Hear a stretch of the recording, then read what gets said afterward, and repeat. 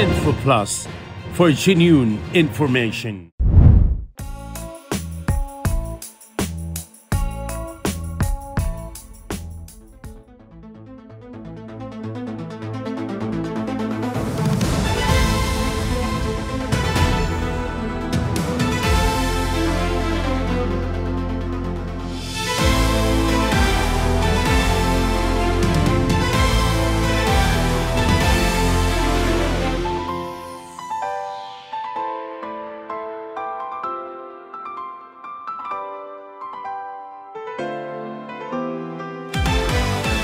Himalaya Television team travelled to the Kingdom of Bhutan to participate in the Global Peace Prayer Festival, where we also had the honour of meeting several high-level dignitaries.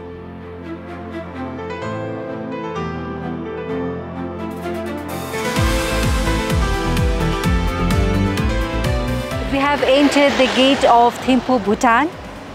Welcome.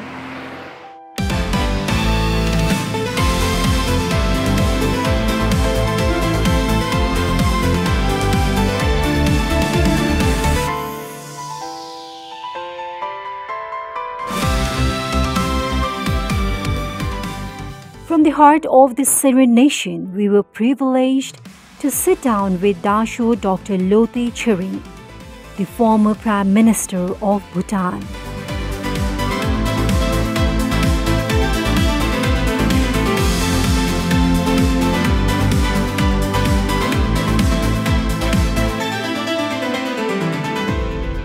A compassionate leader and a healer at heart, who began his journey as a dedicated physician.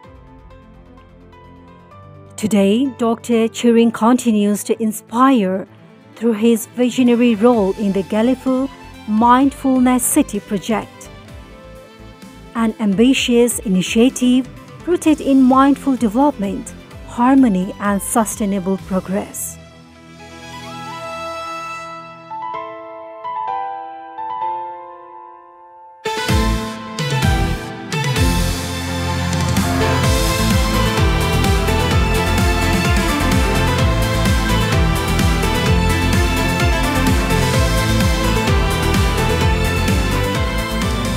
It is my pleasure to present to you all an exclusive and insightful conversation with Honorary former Prime Minister Dr. Lothe Tshering. Namaste. Namaste. Thank you.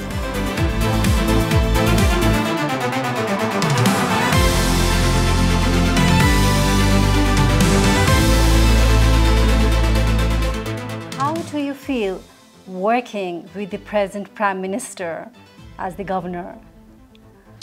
Well, that's a very tricky question. Tricky because current Prime Minister was also the Prime Minister during the second government of Bhutan, and now this is the fourth government and he is the Prime Minister again. So I, on a very lighter note, tell others that he is my predecessor as well as my successor. I took from him and he took it back from me, and through democratic process, that is through election. Okay. So it is not wrong to say that we are different from different political parties, we have different political views, but now with Galifu Mindfulness City, as I was sharing with you, His Majesty the King has created two systems in one country. Okay. Royal Government of Bhutan system, which he is heading, Dasho Tshering Topke as current Prime Minister, he is heading Royal Government of Bhutan, and Galifu Mindfulness City, which is autonomous from Royal Government of Bhutan, and I'm interested to do what I can for the Mindfulness City with the help of lots of global domain experts. GMC is being governed, created, managed by domain experts. Okay. So therefore I'm there in GMC as governor, and Dasho Tshering Topke, His Excellency Prime Minister Tshering Topke is there as Prime Minister. So how do we work together? That's very interesting, because from a very plain view, very ordinary lens, we are political rivals. The winner goes on to be the Prime Minister and the loser is out of the parliament. So the relation doesn't seem to be very good, which is nothing wrong with that. Now, after having entrusted with this responsibility that we have now, his job is to make sure that GMC succeeds. And my responsibility is also make sure that GMC works very closely with the Royal Government of Bhutan. Therefore, two of us will have to work very closely. Now, being political rivals, we have been focusing a lot on each other's weaknesses and try our best to expose that to the potential voters. And that's nothing wrong, again, nothing wrong with that. Now, after having assumed my current role as Governor of GMC, His Majesty the King repeatedly informs all of us that we must study the system very well and try to identify any possible risk factors that can slow down or that can actually derail the success of GMC. And then I said, well, there are a lot of things that we have control over and there are certain things that we have no control over. One aspect that I thought I have full control over is to start studying current Prime Minister through his positive sides, through his strengths, which are plenty, and ignore his weaknesses. So this is what I've been doing. I want to make sure that I study him from the positive side, ignore his weaknesses, appreciate his leadership skills, and now I'm really enjoying this because he is a man with unique capabilities. He has a lot of strengths that I personally so proudly can look up to him and go around saying, I have a Prime Minister who is a true leader, who is a capable man. So going with this, initially, understandably, I didn't feel comfortable. But now, over the last almost a year, year and a half, I feel it so comfortable because he is actually a man of that caliber. He actually deserves that. Therefore, there's absolutely no problem in working in this environment because end of the day, everything boils down to your mindset. And mindset has to be tuned in for the need of the system. So His Majesty is very serious with GMC. We all must take it very seriously. Therefore, working with current Prime Minister is one of the best things that I'm enjoying these days.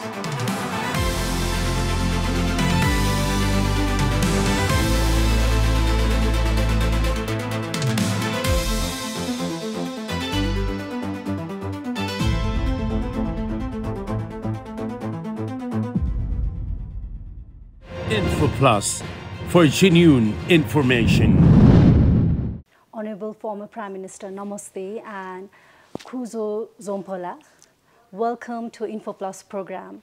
Honorable Prime Minister, could you share a core vision of the Galifu city and how it reflects the philosophy of cross-national happiness in global modern context? Well, thank you very much to begin with. Firstly, coming all the way to Bhutan. Of course, Nepal is not far away from Bhutan, but yet coming all the way here and then wanting to know more about Bhutan and more about Galifu Mindfulness City. So thank you very much. Well, it's very difficult to, well, this is a common question that I get asked about the vision of Galifu Mindfulness City. How relevant is Galifu to Bhutan, to the region, to the world? These are easy questions to be asked, but very difficult to answer because the source, the origin of this vision is from His Majesty the King. And anything that comes out from His Majesty the King has very, very long-term impact. So what we know is what we have heard, but we are so excited with what we don't know and what is coming. So therefore, I'll try my best to see what I can tell you, what I understand from what I heard. So Galifu Mindfulness City is, in the name of a city, His Majesty is trying to build a country-like system. So through the creation of Galifu Mindfulness City, His Majesty has legally created two systems in one country. One country is Bhutan, and now within Bhutan we have Royal Government of Bhutan system and Galifu Mindfulness City.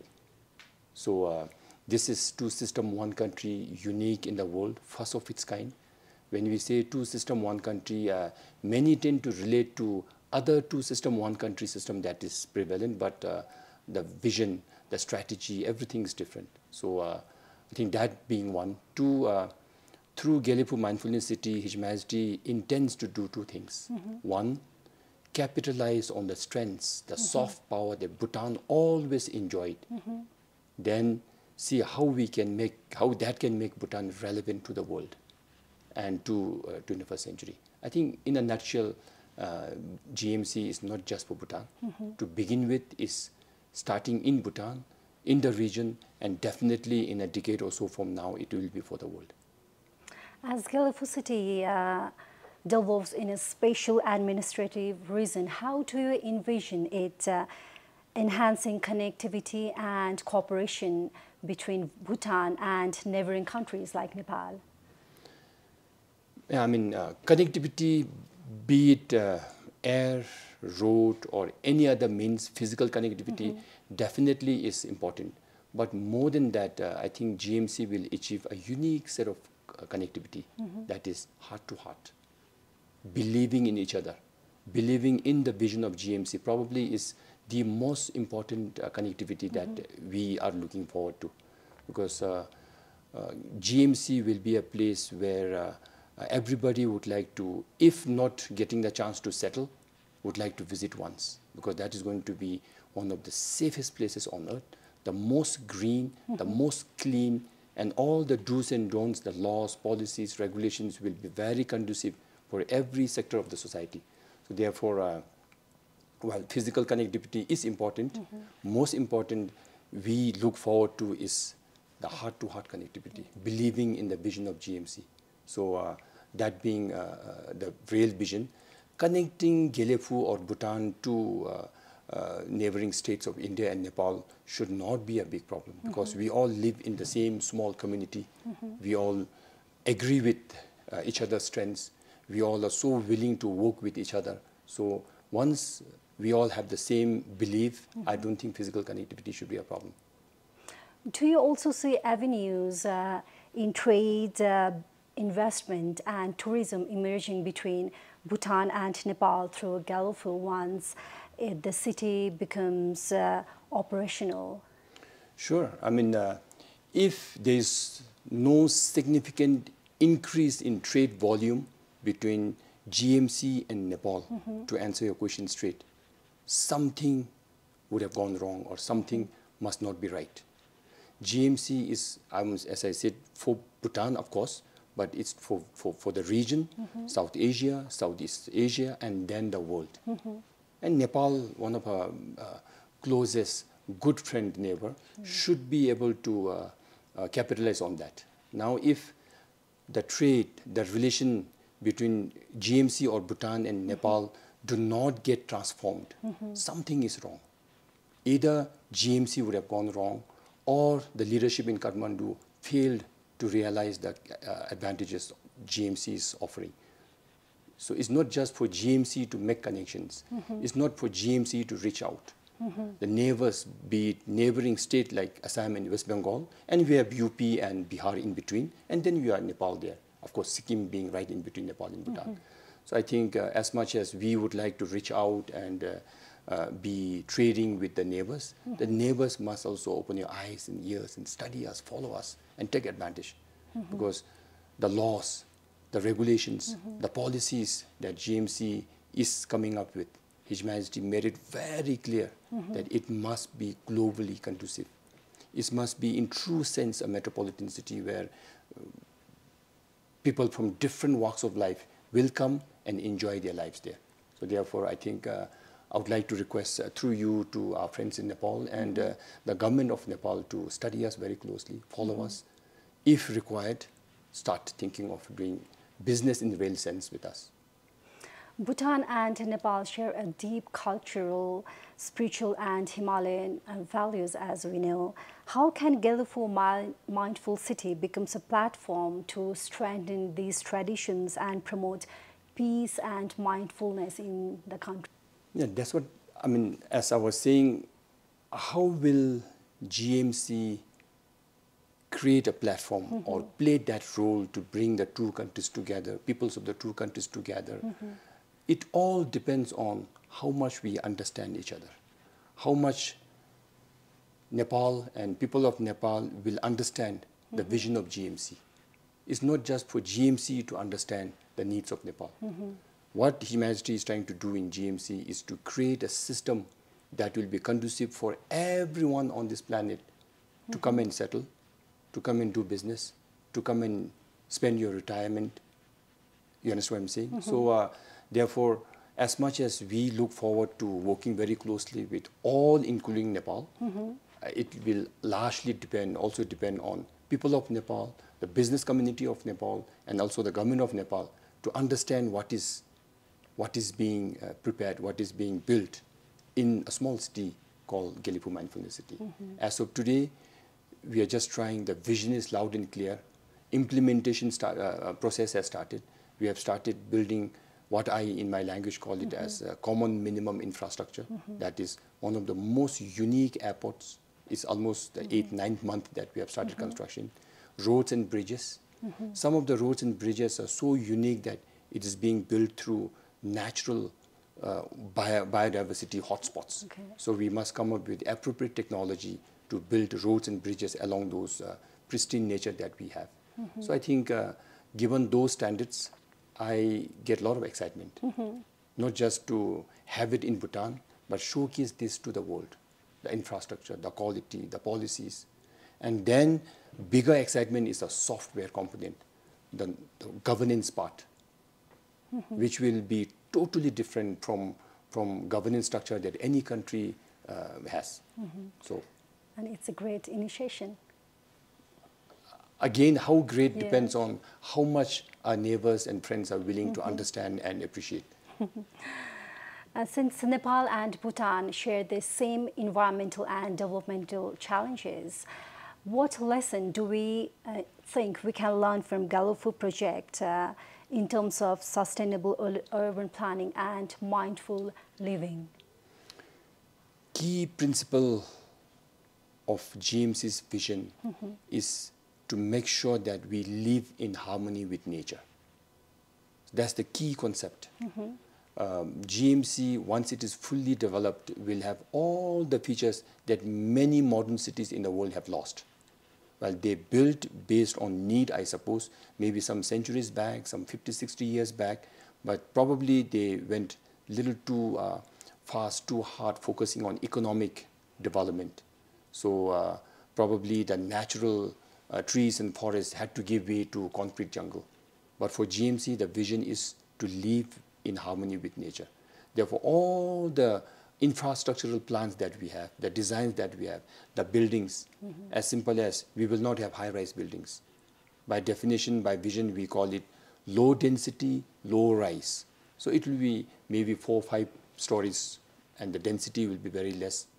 And even if you have not watched the small video clips that we have shared in social media, the airport is being built over a river.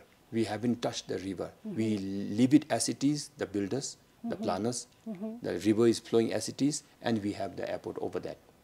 And the whole structure is modular and in harmony with the backdrop. The mountains that we have, airport looks exactly like the mountain behind it. So living in harmony with nature, living in harmony with wildlife is the key vision of GMC, because no cities in the world have actually this policy fully being implemented. So yes, I agree, we all fall in the same Himalayan range. Climate change will not respect national geographic boundaries. So even if GMC is granted full autonomy from Royal Government of Bhutan, GMC can have our own laws, own do's and don'ts policies. But when it comes to climate change, when it comes to environmental management, I think we all belong to the same country called the Mother Planet. We all must follow, we all must respect. Bhutan cannot have our own laws, and Nepal cannot have your own laws. We all fall in the same region. What we do impacts all of us, because greenhouse gases do not need passport and visa to cross over to other countries. True. Very inspiring thoughts you have. True. As the Himalayan region hosts the Global Peace Prayer Festival, how do you see Nepal and Bhutan working together to promote peace and harmony through initiatives like Gelifu? Well, I'm happy that we are meeting for the first time during the second day of the Global Peace Prayer ceremony that we, or Government of Bhutan, have come up with for the first time in the world, in Bhutan. So we are very happy to meet now.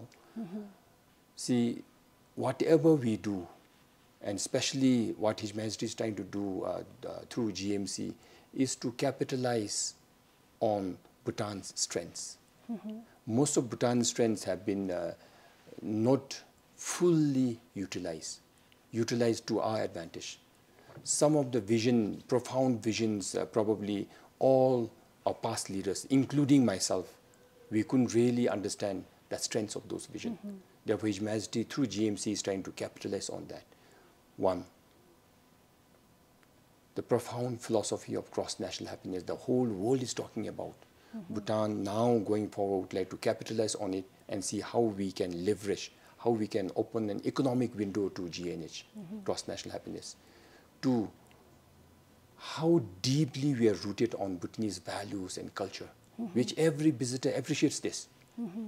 While we appreciate it, we respect it, we value it very highly, but we couldn't really capitalize on it.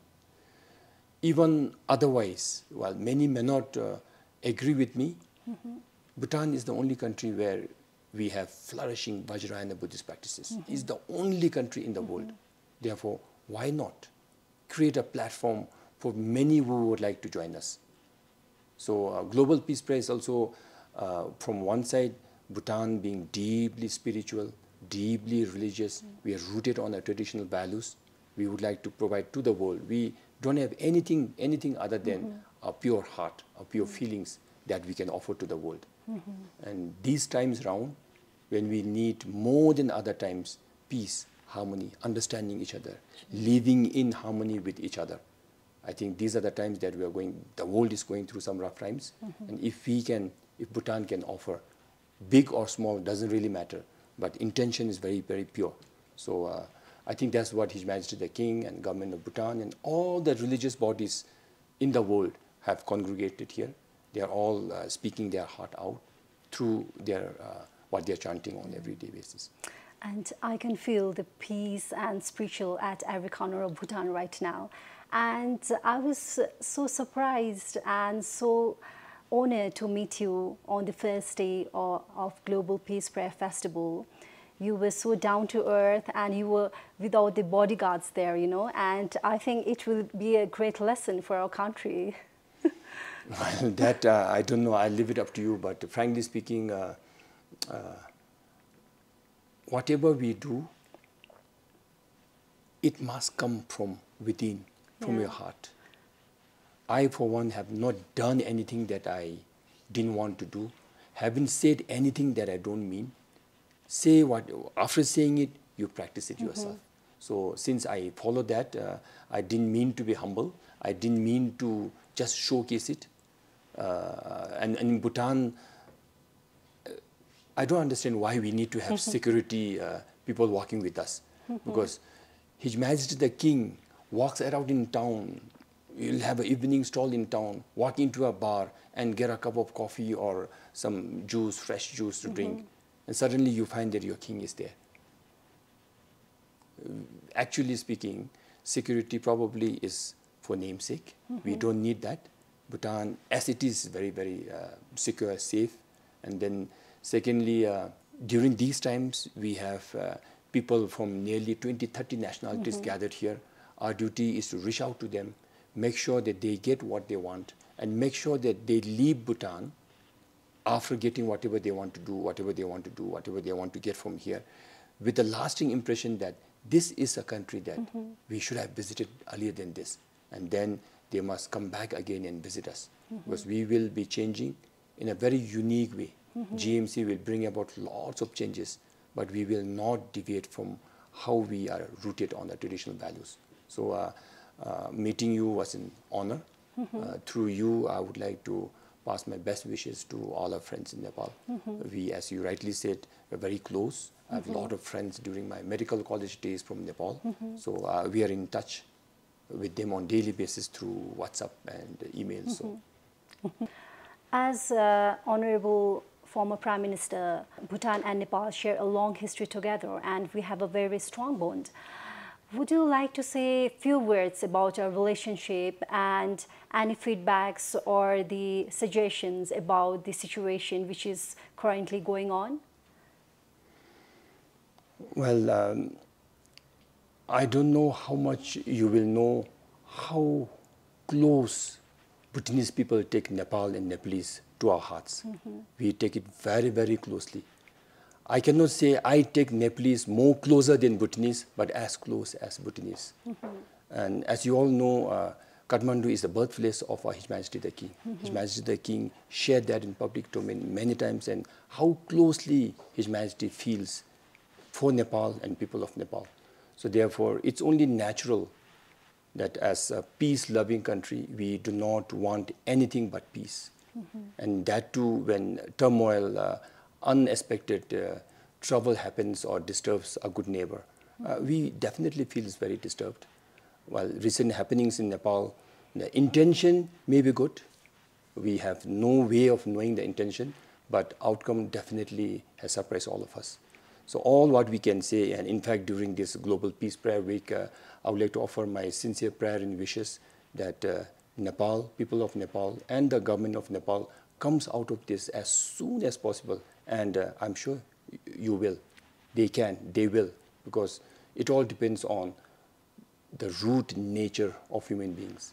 Nepalese being very kind, Nepalese being very thoughtful, I am very sure Nepalese will find way out sooner. Otherwise, people of Nepal and a good country Nepal will only go backwards, which will trouble us, which will bother us. So I want to, on behalf of all my Bhutanese friends, would like to say our prayers and wish that Nepal comes out of this and all the changes that people of Nepal wanted the wishes be fulfilled. Finally, Honorable former Prime Minister, looking ahead, what kind of institutional or people-to-people collaboration would you like to see between Nepal and Bhutan as Gyeongbu Mindful City evolves? Well, I don't know if there should be a separate package for Nepal or for GMC to work with Nepal or Nepal to work with GMC. I really don't know about that. GMC will be a conducive place and a place where everybody can come and enjoy their lives. Say, for example, if a young mind, innovator wants to come and innovate his business studies in GMC, we'll have people from around the world working in the same environment. Because GMC, one topic is to make sure that we have a conducive environment for these young minds to come and let them grow. So therefore, I invite young minds from Nepal to come and share their ideas with similar, like-minded people from around the world. GMC will have a very business investment-friendly environment. For that matter, all financial matters we have adopted Abu Dhabi Global Financial Habits rules and regulations. We have that in GMC. So I would like to invite like-minded Nepalese businessmen and investors to come and study, explore, and see if there lies any common thoughts and opportunities. Similarly, we have a lot of Buddhist spiritual sites. The way so many hundreds of thousands of Bhutanese visit those holy places in Nepal, we would like also to have Nepalese people coming and visiting us. One aspect of GMC, since GMC is going to be one of the safest, most green, clean places on earth, it will be a wonderful place for the retirees who have worked their heart out, have enough savings, and now looking for a very unique, safe, clean place on earth to spend the rest of their lives. GMC will also offer that. So since GMC offers that to the world, I would like, I would appreciate or expect friends from Nepal to study that, grow with GMC, follow us, and then maybe at the right time, be part of us. Thank you so much for your time, and we wish you all the best for making Gyeongbu City beautiful. Namaste and Tashidele. Thank you, thank you. Maybe in addition to thanking you for coming here for the first time, I heard, my request is GMC is a huge, unprecedented project. In the name of a city, His Majesty is building a new country. Therefore, to appreciate the vision taking shape, we need time. Through you, we would like to share the story of GMC, vision of His Majesty, through GMC to our friends in Nepal. For that, you will have to keep close watch on us, follow up regularly, visit us, if not so frequently, annually at least. Visit us annually and see the progress. Write a story. Maybe 10 years down the line, this story will be one of the best stories that you would have written for people of Nepal. Thank you so much. Thank you very much. Info Plus for genuine information.